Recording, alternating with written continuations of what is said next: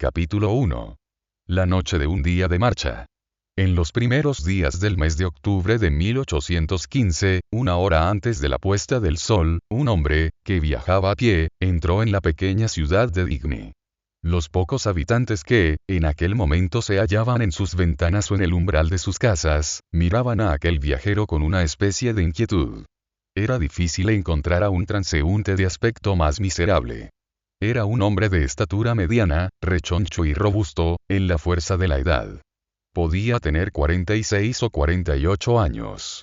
Un casquete con visera de cuero, calado hasta los ojos, escondía en parte su rostro quemado por el sol y el aire, y chorreando sudor.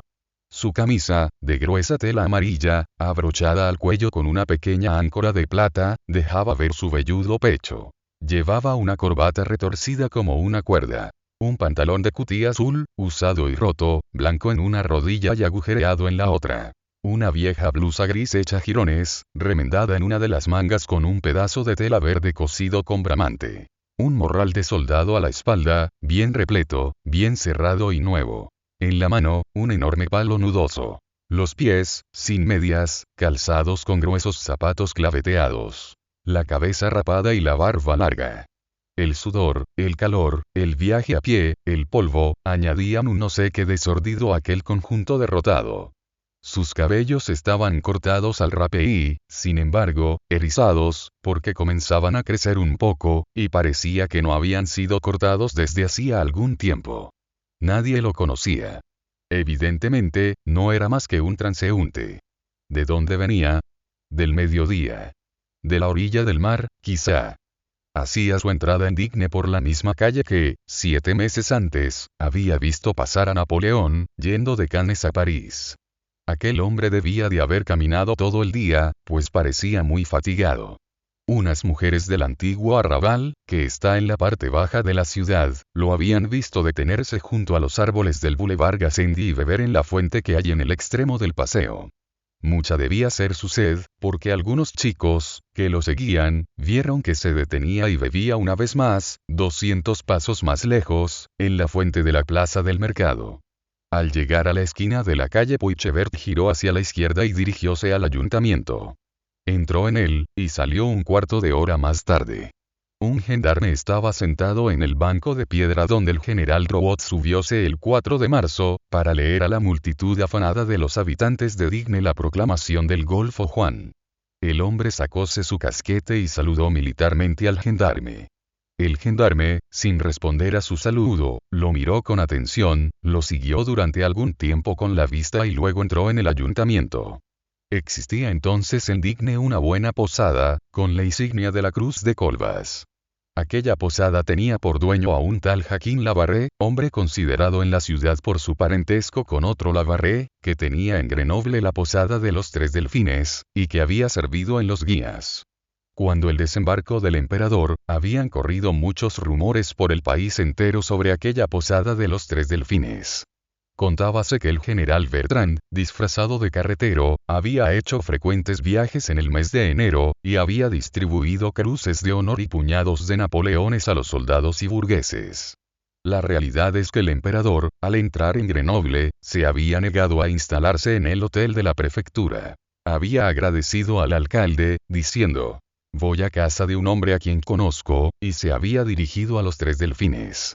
La gloria de este Labarré de los Tres Delfines se reflejaba, a 25 leguas de distancia, sobre el Labarré de la Cruz de Colbas.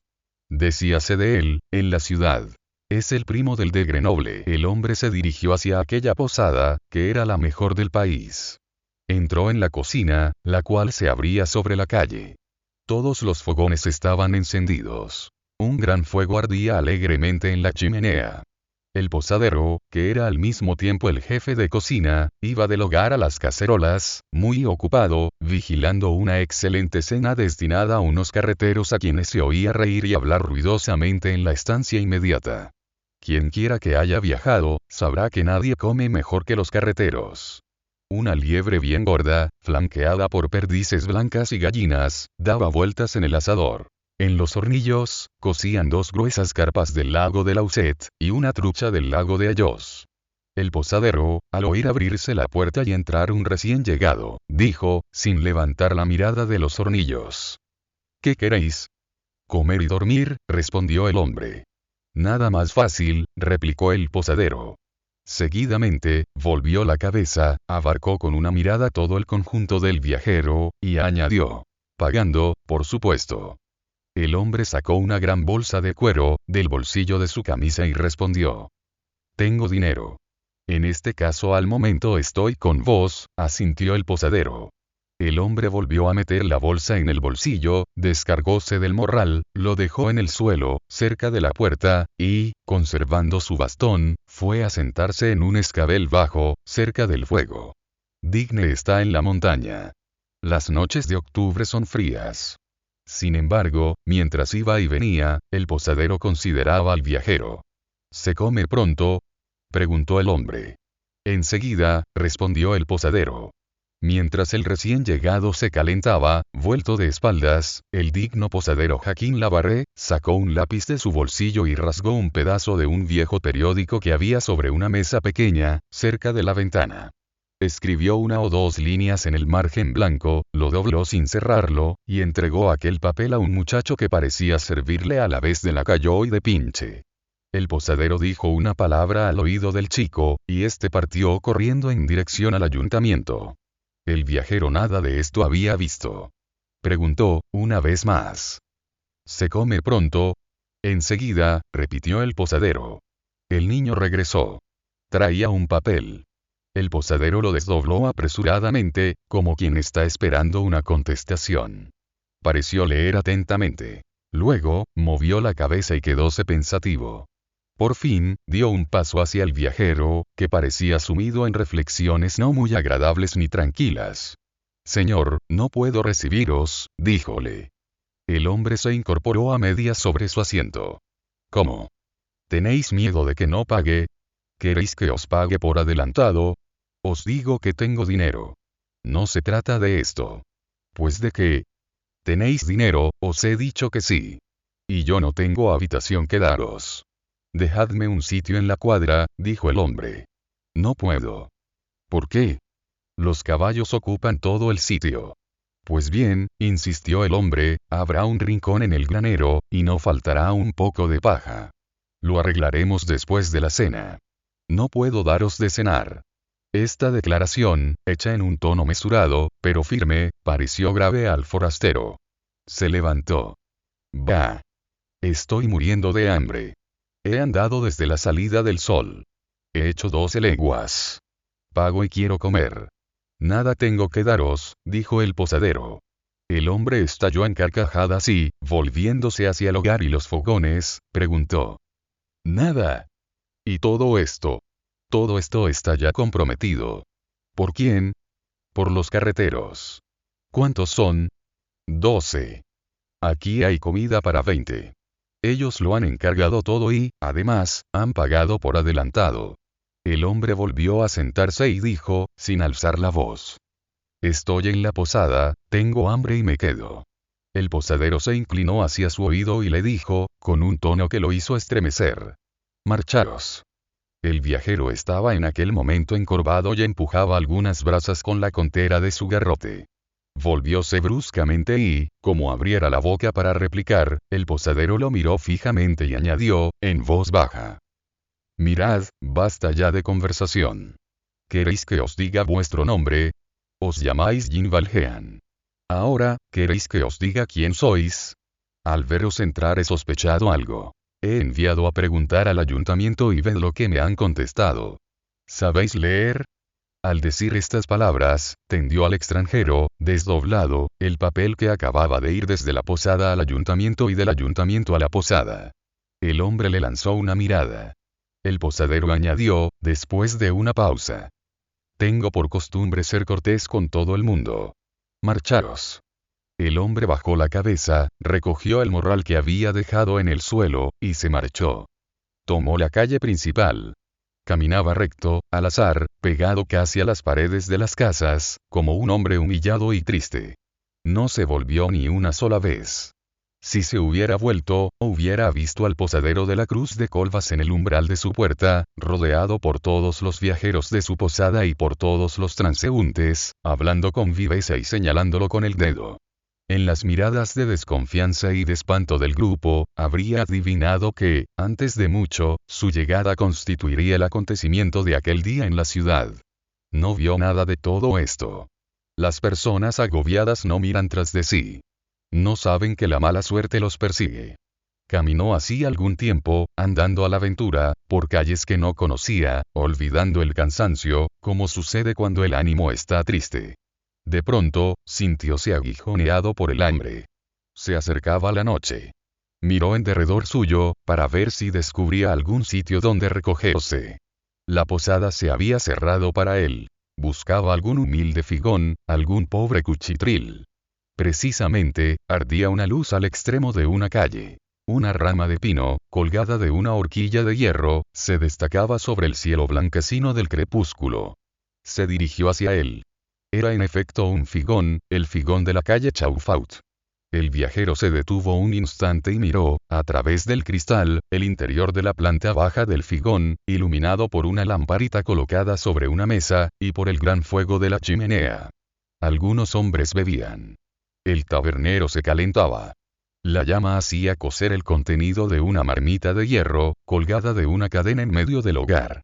Entrábase en el figón, que como ya hemos dicho era una especie de posada, con dos puertas. La una daba a la calle. La otra, a un pequeño corral lleno de estiércol. El viajero no se atrevió a entrar por la puerta de la calle. Se deslizó en el corral, deteniéndose un instante. Después, levantó tímidamente el picaporte y empujó la puerta. ¿Quién va?, preguntó el amo. Alguien que quisiera cenar y dormir. Aquí pueden hacerse las dos cosas. Entró. Todos cuantos estaban bebiendo se volvieron. La lámpara lo iluminaba por un lado, el fuego por el otro. Examináronlo algún tiempo, mientras se despojaba de su morral. El posadero le dijo: «Aquí tenéis fuego. La cena cuece en la marmita. Venid a calentaros, camarada». Fue a sentarse cerca del atrio. Extendió hacia el fuego sus pies doloridos por la fatiga. Un agradable olor escapábase de la marmita. Todo lo que de su rostro podía distinguirse, bajo la visera de su casquete, tomó una vaga apariencia de bienestar, mezclado a este otro aspecto tan punzante que da el hábito del sufrimiento. Su semblante era firme, enérgico y triste. Era extraña por demás la composición de aquella fisonomía. Comenzaba mostrándose humilde, y acababa por parecer severa. Los ojos le brillaban bajo las cejas, como el fuego bajo la maleza. Sin embargo, uno de los hombres sentados junto a la mesa del figón, era un pescadero que, antes de ir allí, había estado a dejar su caballo en la posada de la Barré. La casualidad había hecho que aquella misma mañana hubiera encontrado a aquel forastero de mal aspecto, andando entre Brasdace y... He olvidado el nombre. Creo que debe ser Escoublo.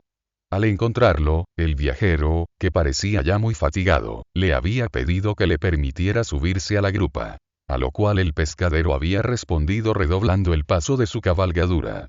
Aquel pescadero formaba parte, media hora antes, del grupo que rodeaba a Joaquín Labarré, y él mismo había contado el desagradable encuentro de aquella mañana a las gentes de la Cruz de Colvas.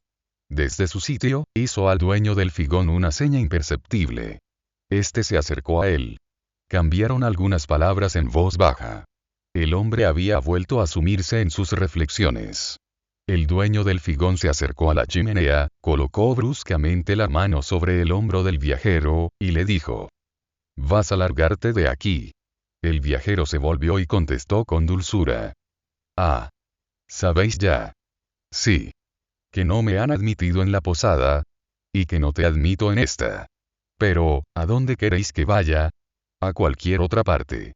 El hombre cogió su garrote y su morral, y salió. Al salir, algunos chiquillos que lo habían seguido desde la Cruz de Colvas, y que parecían esperarlo, le arrojaron algunas piedras. Volvió sobre sus pasos, colérico, y los amenazó con el palo. Los chiquillos se dispersaron, como una bandada de pájaros. Pasó por delante de la cárcel. En la puerta colgaba una cadena de hierro unida a una campana. Llamó. Abrióse un postigo. Señor carcelero, dijo, sacándose respetuosamente su casquete, ¿queréis abrirme y darme alojamiento por esta noche? Una voz repuso. Una cárcel no es una posada. Haced que os prendan y se os abrirá. El postigo cerróse de nuevo. Entró en una callejuela, en la que había muchos jardines. Algunos estaban cerrados únicamente por un seto, lo cual alegraba la calle. Entre estos jardines de setos, vio una casa de un solo piso, cuya ventana aparecía iluminada. Miró a través del cristal, como lo había hecho en la taberna. Era una habitación grande, enjalbegada, y había en ella una cama, con una colcha de indiana estampada, y una cuna en un rincón. Junto a la pared, estaban adosadas algunas sillas, y un fusil de 2 cañones colgaba de un clavo. En el centro de la habitación, veíase una mesa dispuesta para comer. Una lámpara de cobre iluminaba el mantel de gruesa tela blanca, un vaso de estaño brillante como la plata y lleno de vino, y una sopera oscura humeante.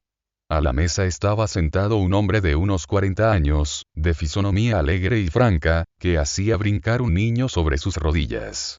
Cerca de él, una mujer joven daba el pecho a otro niño. El padre reía, el niño reía, la madre sonreía. El forastero permaneció pensativo, por un instante, ante aquel espectáculo tierno y tranquilizador. ¿Qué pasó en su ánimo? Únicamente él hubiera podido decirlo. Es probable que pensara que aquella casa alegre sería también hospitalaria, y que allí donde encontraba tanta felicidad, encontraría también un poco de piedad. Golpeó débilmente, con la mano, uno de los vidrios de la ventana. No lo oyeron. Dio un segundo golpe. Oyó a la mujer que decía al marido. Escucha, me parece que llaman. No, repuso el marido. Llamó por tercera vez. El marido se levantó, tomó la lámpara y abrió la puerta. Era un hombre de alta estatura, medio campesino y medio artesano. Llevaba un amplio delantal de cuero, que le subía hasta su hombro izquierdo.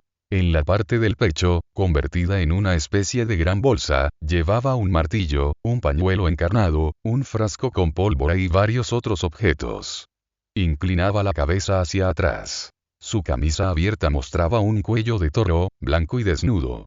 Tenía espesas cejas, enormes patillas negras. Sus ojos relucían a flor de cara y la parte inferior del rostro semejaba el de un perro de presa. Sobre todo ello, resplandecía este aire de estar en su casa, que es una cosa inexplicable. Señor, dijo el viajero, perdón. ¿Podríais darme, pagando, por supuesto, un plato de sopa y un rincón en ese cobertizo del jardín, para pasar la noche? Decid, ¿podríais dármelo? Pagando. ¿Quién sois? Preguntó el dueño de la casa. El hombre contestó. Vengo de Puimoison. He andado durante todo el día. He hecho 12 leguas. ¿Podríais darme lo que os pido, pagando? No me negaría a alojar a cualquier persona de bien que pagase. Pero, ¿por qué no habéis ido a la posada? No había lugar ya en ella. Bah. No es posible. No es día de feria ni de mercado. ¿Habéis estado en casa de la Barré? Sí. ¿Y bien? El viajero respondió, con visible embarazo. No sé por qué, pero no me han recibido. ¿Por qué no habéis ido al figón de la calle Chafaut? La turbación del forastero crecía por momentos. Tampoco me han querido recibir, balbuceó. El rostro del artesano tomó una viva expresión de desconfianza. Miró al viajero de pies a cabeza y, de pronto, exclamó con una especie de estremecimiento. Ah. ¿Seríais vos el hombre? Dirigió una nueva mirada al forastero, dio 3 pasos atrás, dejó el velón sobre la mesa, y descolgó la escopeta. Al oír las palabras del aldeano. ¿Seríais vos el hombre? La mujer se había levantado, había tomado a los 2 niños en brazos, y se había refugiado precipitadamente detrás de su marido, mirando al forastero con terror, desnuda la garganta, los ojos despavoridos, y murmurando en voz baja. Somaraude. Todo esto pasó en menos tiempo del que se tarda en imaginarlo. Después de haber examinado algunos instantes al hombre, como se examina a una víbora, el dueño de la casa acercóse a la puerta y dijo, con imperioso acento. Vete. Por piedad, insistió el hombre, un vaso de agua. Un tiro, es lo que te daré, dijo el aldeano. Seguidamente, cerró la puerta con violencia y el hombre lo oyó correr 2 grandes cerrojos. Un momento después, se cerraron los postigos de la ventana y, desde fuera, oyóse el ruido de una barra de hierro. Continuaba anocheciendo. El viento frío de los Alpes soplaba con fuerza. A la luz del expirante día, el viajero descubrió, en uno de los jardines que daban a la calle, una especie de choza que le pareció construida con trozos de césped. Franqueó resueltamente una valla de madera y hallóse en el jardín. Acercóse a la choza. Tenía esta por puerta una estrecha abertura muy baja y se parecía a estas construcciones que los picapedreros levantaban al borde de las carreteras. Pensó que, efectivamente, sería aquella alguna choza de peones camineros. Sentía frío y hambre, pero quería, al menos, encontrar un abrigo contra el frío. Generalmente, esta clase de alojamientos no están habitados por la noche. Se tendió boca abajo y logró penetrar en la choza. Estaba caliente y encontró, además, un buen lecho de paja. Permaneció un instante tendido en aquella cama, sin poder hacer ningún movimiento. Tal era su cansancio. Luego, como notase que el morral lo incomodaba y que, además, podía servirle de excelente almohada, púsose a desatar una de las correas. En aquel momento dejóse oír un terrible gruñido. Levantó los ojos. La cabeza de un enorme dogo se dibujaba en la abertura de la choza. El sitio donde estaba era una perrera. El viajero era vigoroso y temible. Armóse de su bastón, hizo de su morral una especie de escudo, y salió de la perrera como pudo, no sin agrandar los desgarrones de su vestido. Salió también del jardín, pero andando hacia atrás. Viéndose obligado, para retener al perro a distancia, a recurrir a ese manejo del palo que los maestros de esgrima llaman el molinete. Cuando, no sin trabajo, hubo franqueado de nuevo la barrera y se encontró en la calle, solo, sin comida, sin techo, sin abrigo, arrojado hasta de aquella cama de paja y de aquella saúrda miserable, dejóse caer, más bien que sentóse, sobre una piedra y parece que alguien que pasaba, oyóle decir: «Soy menos que un perro». A poco, se levantó y púsose de nuevo a andar. Salió de la ciudad, esperando hallar un árbol o algún muelo de heno, en los campos, que le diera abrigo. Marchó así durante algún tiempo, con la cabeza baja. Cuando se creyó lejos de toda habitación humana, alzó los ojos y miró en derredor. Estaba en el campo. Ante él había una de estas colinas bajas, cubiertas de rastrojos que, después de la siega, parecen cabezas esquiladas. El horizonte estaba negro, no solo por efecto de la oscuridad, sino porque lo empañaban nubes muy bajas, que parecían apoyarse en la colina y que subían cubriendo todo el cielo. Sin embargo, como la luna iba a salir y flotaba aún en el cenit un resto de claridad crepuscular, aquellas nubes formaban, en lo alto del cielo, una especie de bóveda blancuzca, desde la cual caía sobre la tierra un cierto resplandor. La tierra estaba, pues, más iluminada que el cielo, lo cual es de un efecto particularmente siniestro. Y la colina, de pobres y mezquinos contornos, dibujábase vaga y descolorida sobre el tenebroso horizonte. Todo aquel conjunto resultaba lúgubre. Nada había en el campo y en la colina, más que un árbol deforme, cuyas ramas se retorcían gimiendo a pocos pasos del viajero. Aquel hombre estaba muy distante de tener esos hábitos delicados de la inteligencia y del espíritu, que nos hacen sensibles al aspecto misterioso de las cosas. Sin embargo, había en aquel cielo, en aquella colina, en aquella llanura y en aquel árbol, algo tan profundamente desconsolador que, después de un momento de inmovilidad y de meditación, el viajero se volvió atrás bruscamente. Hay instantes en que hasta la naturaleza parece hostil. Volvió sobre sus pasos. Las puertas de Digne estaban cerradas. Digne, que sostuvo sitios durante la guerra de religión, estaba todavía, en 1815, rodeada de viejas murallas flanqueadas de torres cuadradas que después han sido demolidas. Pasó por una brecha y entró de nuevo en la población. Debían ser como las 8 de la noche. Puesto que no conocía las calles, empezó su paseo a la aventura. Andando así, pasó ante la prefectura y, luego, ante el seminario. Al llegar a la plaza de la catedral, enseñó el puño a la iglesia en señal de amenaza. En una esquina de aquella plaza había una imprenta. Fue allí donde se imprimieron por primera vez las proclamas del emperador y de la Guardia Imperial al ejército, traídas de la isla de Elba y dictadas por el mismo Napoleón. Destrozado por el cansancio y no esperando ya nada, se echó sobre el banco de piedra que estaba a la puerta de aquella imprenta. Una anciana salía de la iglesia en aquel momento. Vio a aquel hombre tendido en la sombra. «¿Qué hacéis aquí, buen amigo?», le preguntó. Respondió él, con voz colérica y dura. «Ya lo veis, buena mujer, me acuesto». La buena mujer, bien digna de este nombre, por cierto, era la señora marquesa de R. «Sobre este banco», repuso. «Durante 19 años he tenido un colchón de madera. Ahora tengo un colchón de piedra». «¿Habéis sido soldado?». «Sí, buena mujer». «Soldado. ¿Por qué no vais a la posada?». «Porque no tengo dinero». «Lástima», dijo la marquesa de R. «No llevo en mi bolsa más que 4 sueldos». «Dádmelos, de todos modos». El viajero tomó los 4 sueldos. La marquesa de R. continuó. «No podéis alojaros en una posada con tan poco. Habéis probado, sin embargo. Es imposible que paséis así la noche.